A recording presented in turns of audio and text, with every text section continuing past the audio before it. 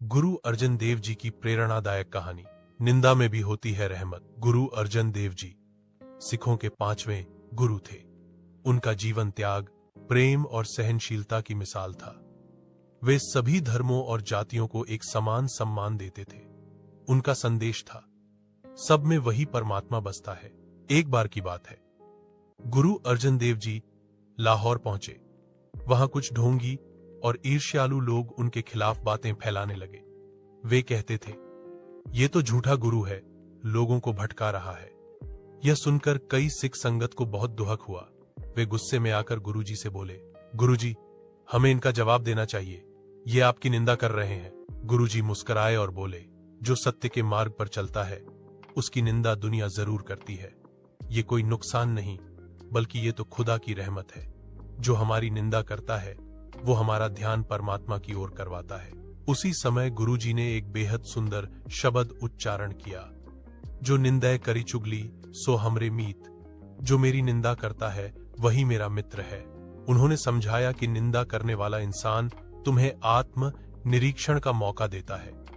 वह तुम्हारे अंदर झांकने का रास्ता खोलता है। निंदा से घबरा कर नहीं, बल्कि धन्यवाद करके जीवन को और भी श्रेष्ठ बनाना चाहिए।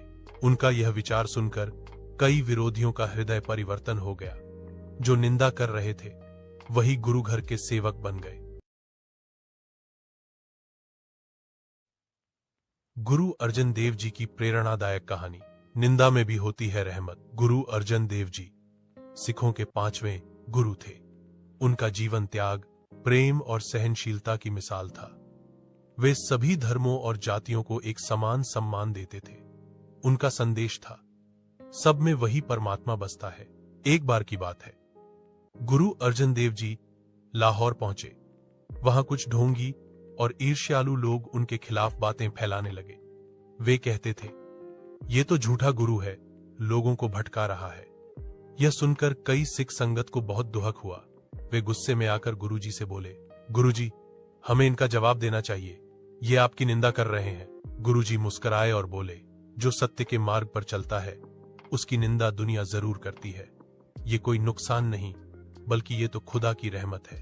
जो हमारी निंदा करता है वो हमारा ध्यान परमात्मा की ओर करवाता है। उसी समय गुरुजी ने एक बेहद सुंदर शब्द उच्चारण किया, जो निंदा करी चुगली सो हमरे मीत।